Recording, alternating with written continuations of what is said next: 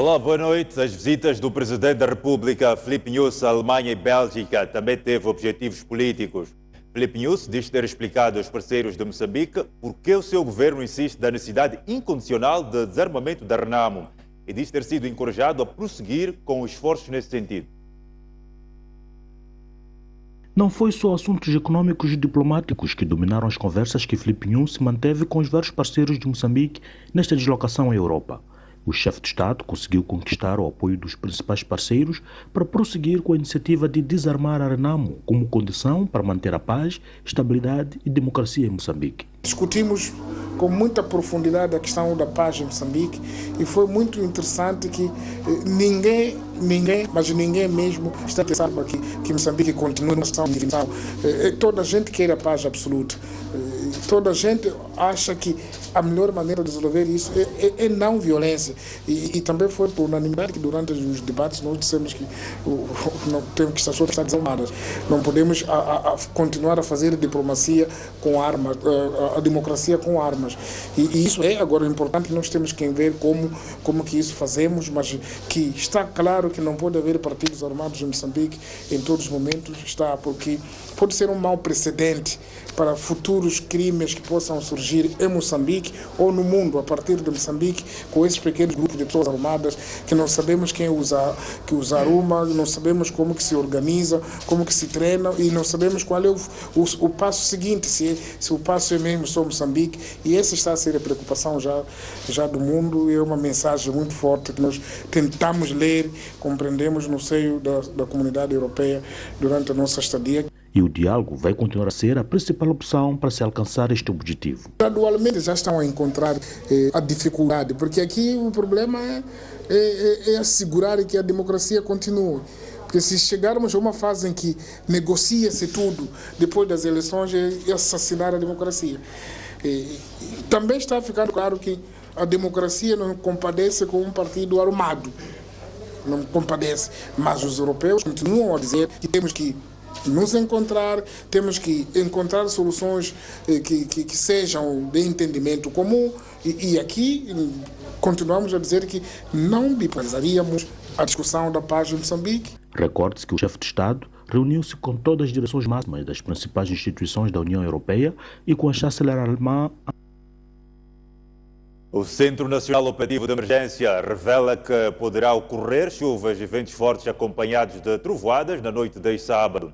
A situação poderá afetar as províncias de Maputo, Gaza e Inhambane, segundo o comunicado do SENOI enviado à nossa redação. Comunicado do Centro Nacional Operativo de Emergência SENOI indica que os ventos serão de 47 km por hora, acompanhados de chuvas fortes e trovoadas. Perante a situação, o SENOI chama a atenção à população para observar as medidas preventivas de segurança, nomeadamente manter as portas e janelas fechadas, não se abrigar debaixo de árvores, quando estiver a trovejar, evitar a permanência nos lugares baldios, como é o caso de praias e margem dos rios. Não estar em contato com torneiras expostas ao ar livre. Não estar em contato com as partes metálicas das viaturas e ou motociclos. Não falar ao telefone celular quando expor o ambiente aberto. O comunicado alerta ainda para a necessidade das pessoas procurarem abrigar-se dentro de edifícios quando estiver a trovejar. Sem revelar números, o comunicado SENOI avança que as descargas atmosféricas foram a causa do maior número de mortes na época chuvosa 2015-2016. Um cidadão indiano foi assassinado na sua residência na cidade de Chimoio, província de Manica, na madrugada deste sábado. Os malfeitores ainda monte levaram consigo uma quantia de 20 mil meticais, entre outros bens. O recrudescimento do crime na cidade de Chimoio, desta vez a vítima foi o empresário Sassi Narayanan, que a madrugada deste sábado viu sua casa invadida por malfeitores ainda desconhecidos, que para além de o terem assassinado, roubaram 20 mil meticais, 3 computadores, 6 telemóveis e material diverso. Apoderaram-se de bens diversos, tendo aqui a destacar 20 mil meticais, 6 telefones, 3 computadores, além de uma pasta que continha documentos, sendo que até este momento estes indivíduos encontram-se em parte incerta. O corpo de Sassi Narayanan só foi descoberto no interior da sua casa ao princípio deste sábado. A polícia estranha ainda o facto do crime ocorrido no edifício com serviços de guarda garantidos. O fato ocorreu durante a madrugada. Este edifício dispõe de um guarda e, segundo mesmo, não percebeu qualquer movimentação estranha ou suspeita naquele edifício. Tivemos conhecimento desta ocorrência quando eram um pouco mais de 7 horas. E, como medidas, destacamos uma equipa para o local que efetuou o exame no local do facto. Seguidamente, removeram o corpo da vítima. O seu corpo foi removido ao Hospital Provincial e, este momento, já deverá passar por um exame. Perícia, com vista a descobrir pistas dos assassinos, decorria no local do crime. O motorista de jornalista Carlos Cardoso finalmente já recebeu, na semana passada, a segunda e última tranche da indemnização fixada pelo Tribunal. Por pagar falta de indemnização à família de jornalista do Mediafax, assassinado a 22 de novembro de 2000. Volvidos quase 15 anos após sobreviver ao atentado que calou uma das vozes mais incômodas de novembro de 2000. Depois de tantos anos de espera, Manjate acaba de receber a segunda metade da indemnização paga pela família Iob e diz que quer usar o dinheiro para recuperar a sua vida. Pelas características e do modo como as pessoas agiam, né? Estas pessoas era de facto muito difícil de perceber ou de pensar que podia chegar uma vez eles concordar e souber de facto indemnizar as pessoas, né? Mas graças a Deus penso eu que desta vez foi cumprida. Não resolve, minimiza, não resolve. É difícil minimizar. Eu mesmo estou com algumas mazelas no movimento como eu movimentava na altura, quer dizer, é uma coisa que isso vai durar toda a minha vida. Devido mesmo à demora do pagamento da indemnização, o advogado de Manjate preparava-se para recorrer ao processo de execução judicial dos bens deixados pelo réu Ayob Sattar, acusado de ser um dos mandantes do crime. Aliás, a STV reportou em 2014 que o motorista de jornalista Carlos Cardoso estava há 14 anos à espera de uma indemnização. Nós sabemos que o próprio Ayob tinha alguns bens que, no fundo, esses bens foram, no fundo, objeto de sucessão por aquilo que são os seus herdeiros e a qualquer momento nós, enquanto advogados, poderíamos entrar com o processo de execução. Já o advogado da família Iob reconhece a morosidade e justifica que o mesmo deve-se a motivos processuais. Para já, o trabalho que se segue é para a indemnização à família do jornalista Carlos Cardoso. O essencial aqui é preciso que a gente distinga, pagar. Quero acreditar que se não tivesse sido a morte do Sr. Ayob, os pagamentos já estariam numa fase muito adiantada, até já se tinha começado a pagar nessa altura. O procurador distrital de Montepuez, em Cabo Delgado, queixa-se da falta de colaboração no combate à imigração ilegal. Montepuez é o distrito que mais atrai estrangeiros de diversas nacionalidades em Cabo Delgado.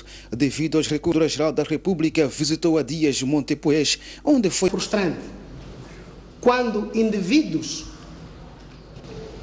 nós acompanhamos imigrantes ilegais até Mutuar, que é do outro lado da fronteira.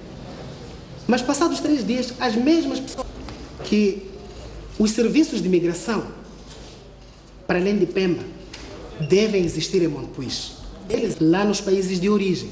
A queixa do procurador de serviços de imigração no distrito. Eu estava a pedir à Procuradora-Geral da República, aqui no nosso distrito. Nós estamos preocupados com esse problema, por isso é que a Manhumbir e os líderes, para nos ajudarem a apoiar na resolução destes problemas.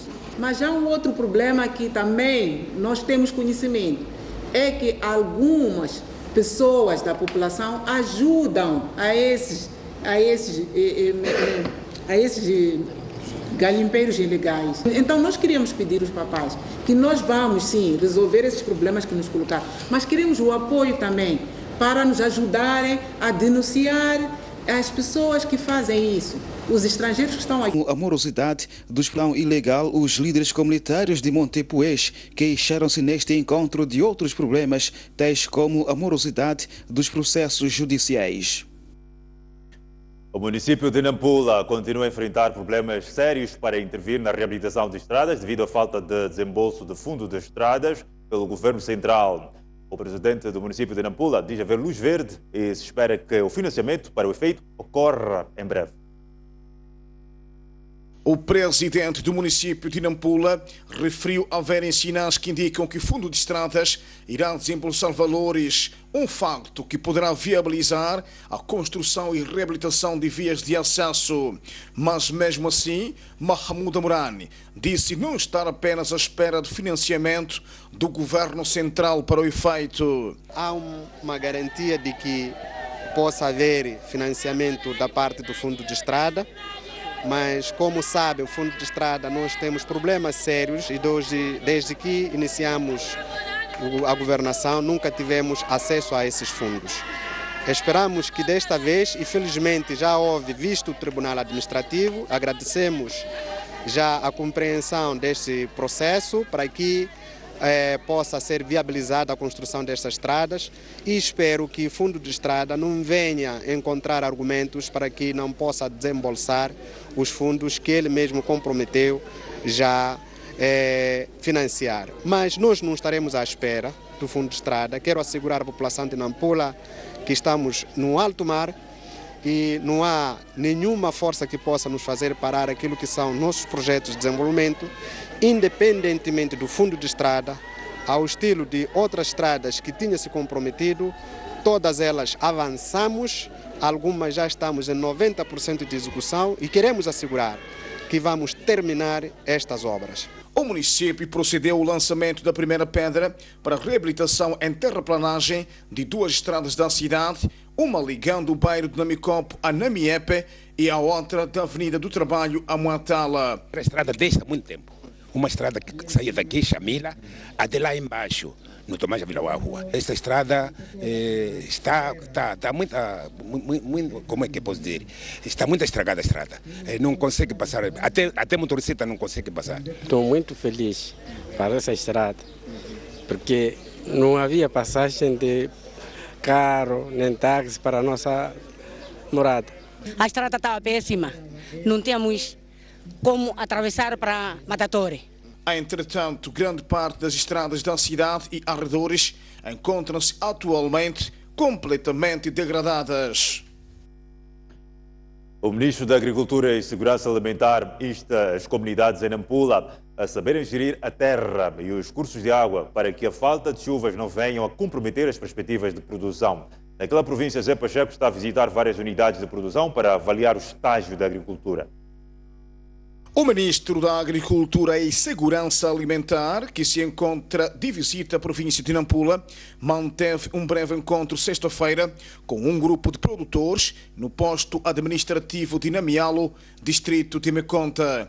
José Pacheco congratulou os produtores pelo trabalho que realizam, apelidando-os de soldados da luta contra a fome. Vocês são soldados de luta contra a fome. Neste campo aqui de batalha chamado Vieira, já vi que a fome está vencida. Milho, gergelim, pepino, feijões, quiabo, são armas contra a fome. Senti que aqui a parceria inteligente, intervenção do setor público, o Estado, intervenção do setor privado e a vossa intervenção massiva mostra que trabalhamos de forma unida. É por isso que estamos a alcançar estes resultados aqui. O ministro da Agricultura e Segurança Alimentar exortou os produtores a saberem gerir melhor a terra e a água para que a falta de chuvas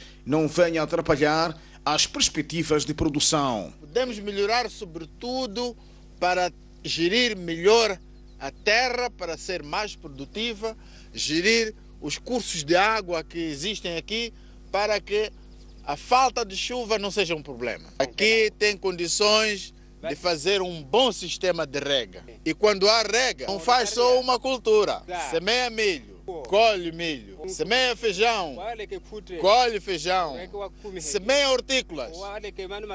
E assim teremos comida, mais comida para vocês, as famílias, e poderemos vender. Em Nampula, José Pacheco está a visitar vários campos em diferentes pontos da província com o objetivo de avaliar o estágio da agricultura.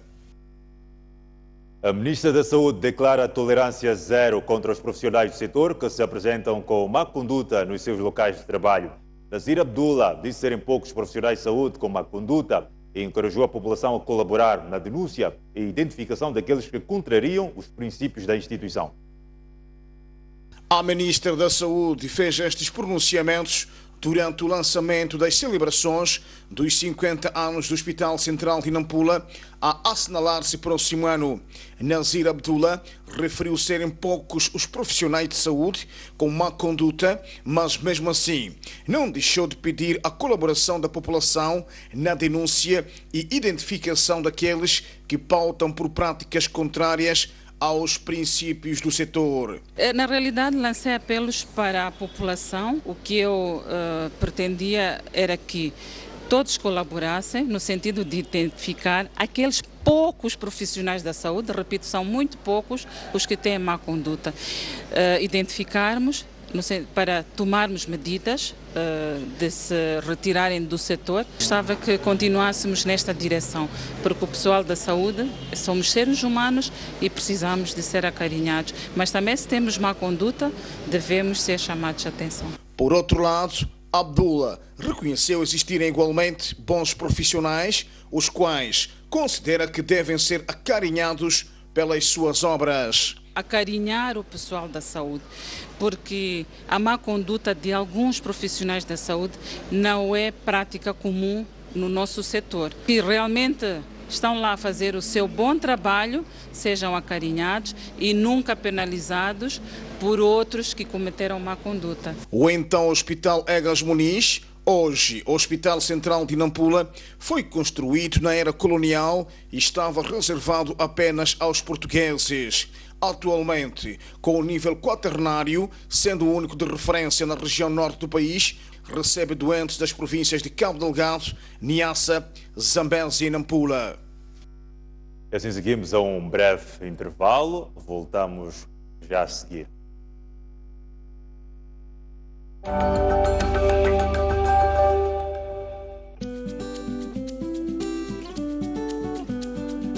Cuidar do ambiente é responsabilidade de todos nós. Standard Bank está envolvido com o Parque Nacional de Gorongosa, porque é um dos mais valiosos patrimônios que temos, não só aqui em Moçambique, mas ao nível África e mundial. E como um banco, o nosso propósito é promover crescimento sustentável do África. E sentimos nós que ajudar a conservar um patrimônio valioso como o Parque Nacional de Gorongosa é mais do que uma obrigação. Esperamos que o nosso apoio vai ajudar os fiscais do parque para fazer os seus trabalhos melhores, de uma maneira mais eficaz, com equipamentos mais avançados e medicamentos para tratamento destes animais que fomos abençoados em Moçambique. Espero que todos nós podemos juntar as nossas mãos para continuar a cuidar e preservar não é só o Parque Nacional da Gorongosa, mas o nosso meio ambiente.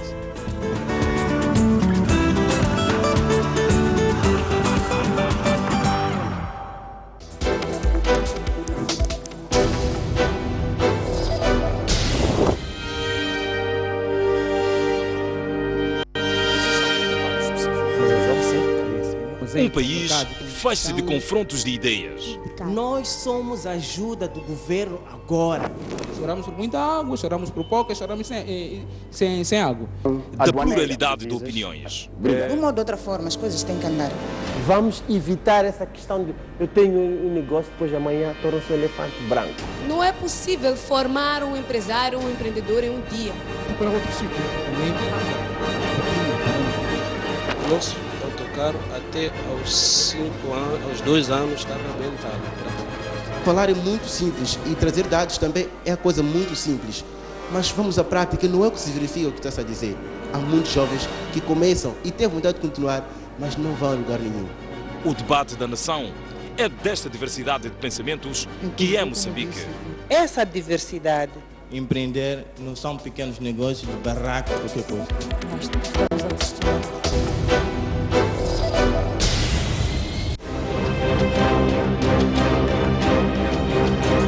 A STV inicia sábado a veiculação de 6 episódios sobre o Parque Nacional de Gorongosa. E no primeiro episódio, veja o mistério dos leões, o processo de restauração dos leões, os desafios por que passa esta espécie depois de vários anos em declínio.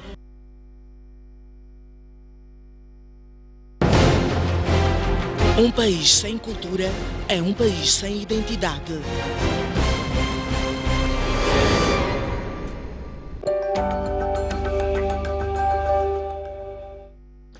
Estamos de volta ao jornal. O chefe do partido da oposição sul-africana Combatentes pela Liberdade Econômica afirmou que em breve perderá a paciência e vai recorrer à violência para derrubar o governo de Jacob Zuma. O líder do partido de oposição da África do Sul, Julius Malema, diz que não tem medo do exército, nem mesmo de combater o governo liderado pelo presidente Jacob Zuma. Malema afirma que em breve perderá a paciência e vai recorrer à violência para derrubar o governo de Jacob Zuma. Há vários meses que o partido exige a saída do presidente da África do Sul, Jacob Zuma, acusando-o de ter corrompido o país. No final de março, Jacob Zuma foi considerado culpado pela justiça sul-africana de ter violado a Constituição, ao recusar devolver parte dos 20 milhões de euros do erário público que gastou em obras na sua residência particular. Frequentemente, os deputados do partido de Malema perturbam as sessões do Parlamento ao interpelarem a presidente da Assembleia sobre pontos do regime ou exibindo slogans contra Zuma. O líder dos combatentes pela liberdade econômica foi excluído, em 2012, do Partido Congresso Nacional Africano, ANC, quando dirigia a camada mais jovem de militantes.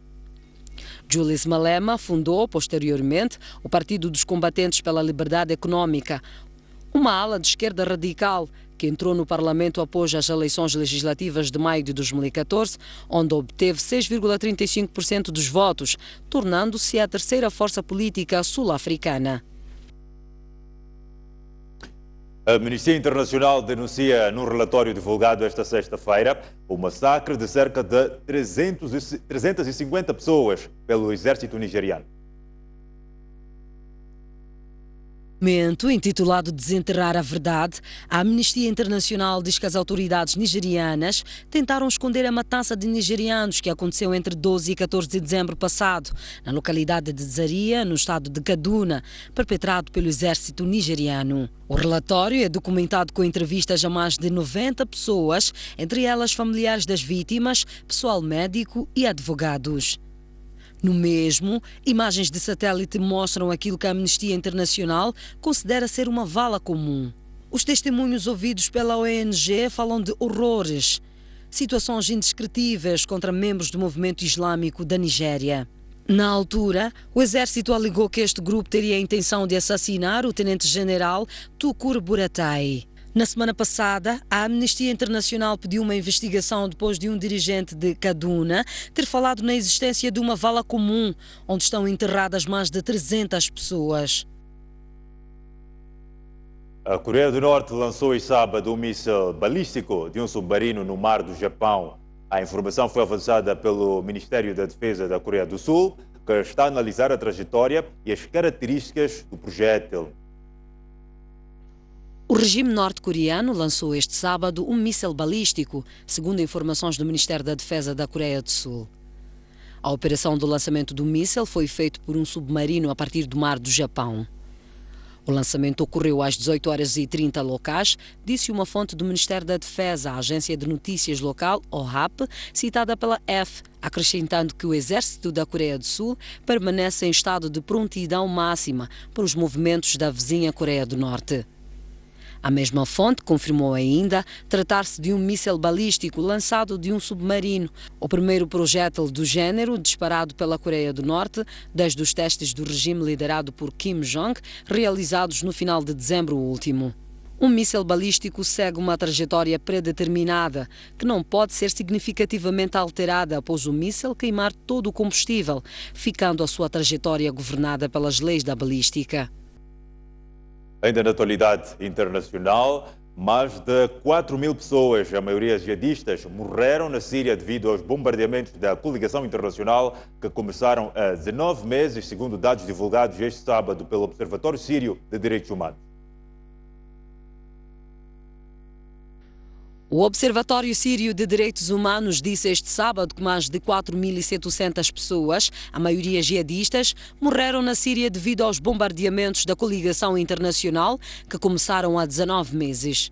Entre os 4.740 mortos, pelo menos 391 eram civis e destes, 99 eram menores de idade e 67 mulheres. O observatório, cuja sede se encontra em Londres e tem uma ampla rede de ativistas na Síria, indicou que 64 civis morreram numa única operação de coligação na noite de 30 de abril de 2015, em Bir Mahali, no norte da província de Alepo. Estes números contrastam com os divulgados na sexta-feira pelo Departamento de Defesa dos Estados Unidos, que dirige a coligação e que admitiu ter morto 20 civis em vários ataques aéreos no Iraque e na Síria entre setembro e fevereiro passados.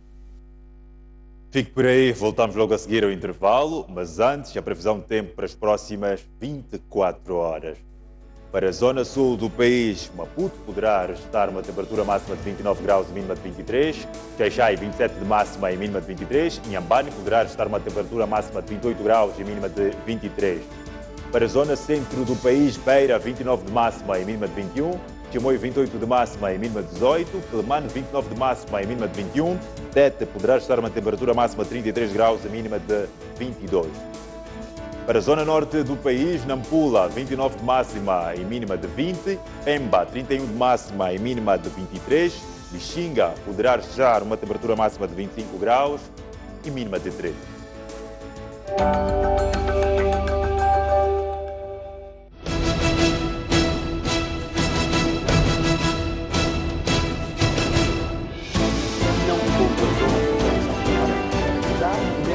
Eles representam o povo. Renamo deve, claramente, de uma forma, desarmar-se. O grande terrorista é a Frelimo. Uma paz que não era, digamos assim, genuína e não tinha uma base sólida.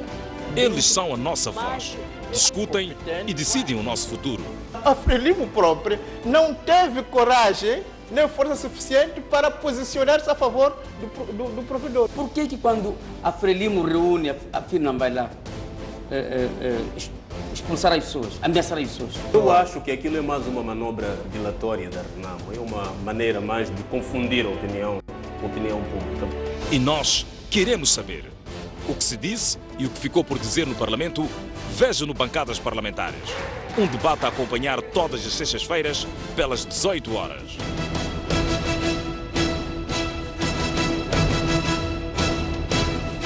O projeto de recuperação do Parque Nacional da Gorongosa está a ser levado a cabo pelo Governo de Moçambique e merece o nosso maior aplauso e o nosso maior incentivo. É um projeto que tem uma ambição e uma dimensão tal que os moçambicanos necessitam naturalmente de algum apoio externo. E por isso mesmo, Portugal e os portugueses têm tido o maior gosto e o maior orgulho em apoiar esse grande projeto de Moçambique e dos moçambicanos. Temos, desde 2007, apoiado o parque em mais de 600 mil euros, primeiro no Centro de Educação Comunitária, depois no Laboratório Eduardo Wilson ou na concessão de bolsas de estudo a jovens que são do parque, que vão estudar biologia ou matérias de importância científica para depois regressarem ao parque e colaborarem diretamente na investigação e na descoberta da evolução das espécies. A Universidade de Coimbra tem também ela própria feito um trabalho de investigação muito grande. Por tudo isto, o Parque Nacional da Gorongosa é um local de grande interesse científico, é um local de uma enormíssima beleza, dos locais mais bonitos daquilo que eu já vi pelo mundo fora, e merece seguramente o apoio de todos nós.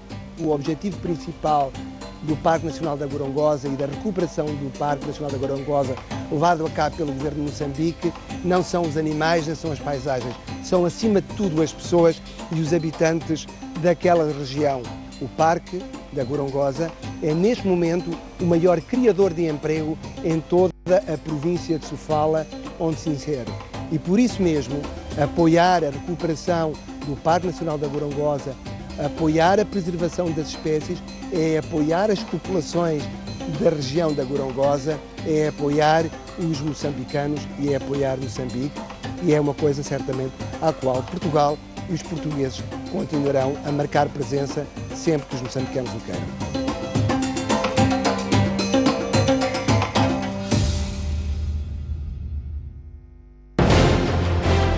Um país sem cultura é um país sem identidade.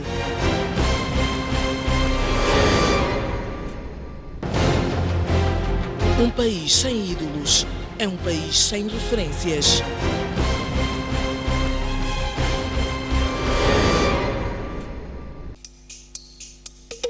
Vem aí, Maputo, a Doropa. Uma incursão pela história dos principais bairros da capital do país. Me chamam culto, deu-me coragem de lutar. A história de Maputo como nunca a ouviu.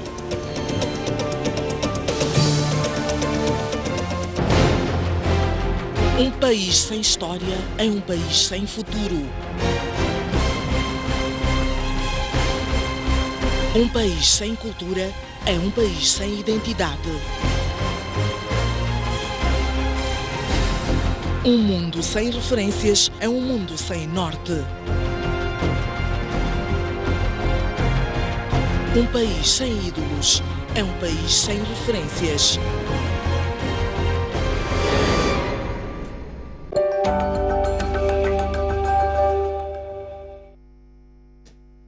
Está a ver Jornal da Noite, edição de sábado.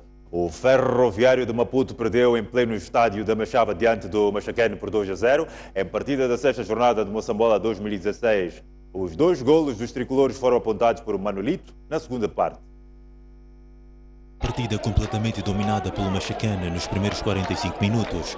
Logo no primeiro minuto, Germano fez falta à entrada da área, viu o cartão amarelo e na cobrança a bola saiu ligeiramente ao lado. Voltou a carga ao Machaquene, uma belíssima jogada da esquerda, mas Luckman queria fazer um gol bonito, mas não acertou no calcanhar. Regiu o Ferroviário neste cruzamento de Edmilson, com conta, peso e medida, mas Basílio disse sim ao cabeceamento de Lewis, defendendo em 2 tempos para fora. Neste lance entre Maurício e Nito, ficou a sensação de grande penalidade por carga sobre o avançado Locomotiva, mas o árbitro deixou jogar. No lance da primeira parte, o Ferroviário de Maputo podia ter aberto o marcador, mas nem Maurício e nem Lewis conseguiram a emenda vitoriosa. Com a entrada do vento em cena, chegou o show de Manuelito. Primeiro neste cruzamento, com a bola a ser desviada pelo vento para o fundo das malhas de Germano. Estava aberto o livro. 5 minutos depois, novamente graças ao vento, neste livre, Manuelito volta a colocar a bola no fundo das malhas locomotivas. Germano fica mal na fotografia, tendo em conta que podia ter feito melhor. Tentou reagir o Ferroviário de Maputo, que por diversas vezes esteve perto do golo, mas os jogadores acusavam o golpe inicial dos tricolores e não conseguiam pensar direito no que fazer com a bola nos seus pés. Já quase a fechar, Luckman podia ter dilatado a vantagem, mas o seu remate embateu com estrondo na barra transversal da baliza de Germano. Até o final do jogo, o Ferroviário procurou o tento de honra, mas a festa foi mesmo para os tricolores. No final da partida, Manuel Valói, treinador adjunto do Machaquene, disse que foi preciso aproveitar a direção do vento para marcar golos. Já Carlos Manuel, técnico do Ferroviário de Maputo, diz que a sua equipa precisa de trabalhar mais. Justificava-se até a primeira parte, mas na segunda parte fomos superiores. criamos N oportunidades para marcar, teremos ganho por 2, 3, 4, mas o que vale mais são os mesmos 3 pontos. São condições da natureza. O Ferro Velho também podia ter aproveitado, não aproveitou. Sorte foi nossa. O adversário teve 2 oportunidades de gol em lances fortuitos, que acabou marcando, foi feliz, não tem culpa disto. Há que continuar a trabalhar. Não estamos a ganhar há 3 jogos, mas a nível de produção de jogo, a nível de processo de jogo, a equipa tem estado bem, simplesmente tem sido infeliz a nível de resultados. Estamos na 6ª jornada, há que levantar a cabeça, há muito campeonato pela frente, mas é preciso dizer que temos que agressar rapidamente as vitórias para manter a tranquilidade aqui no grupo, porque somos os campeões nacionais e ainda temos a pretensão de defender esta posição. O estádio da Machava vai continuar a ostentar o mesmo nome até a realização da Assembleia Geral Extraordinária, marcada para daqui a 2 meses. Assim decidiram os sócios do Ferroviário de Maputo na Assembleia Geral Ordinária, realizada este sábado. 10 pontos que estavam em debate nesta Assembleia Geral, 2 não tiveram conclusão. A mudança do nome de Estádio da Machava para Estádio da Independência não teve aval para avançar. O que ditou o adiamento foi primeiro o tempo, porque como devem saber temos um jogo com o Machacane daqui a 1 hora de tempo, então o debate estava ainda aceso e não tivemos tempo suficiente para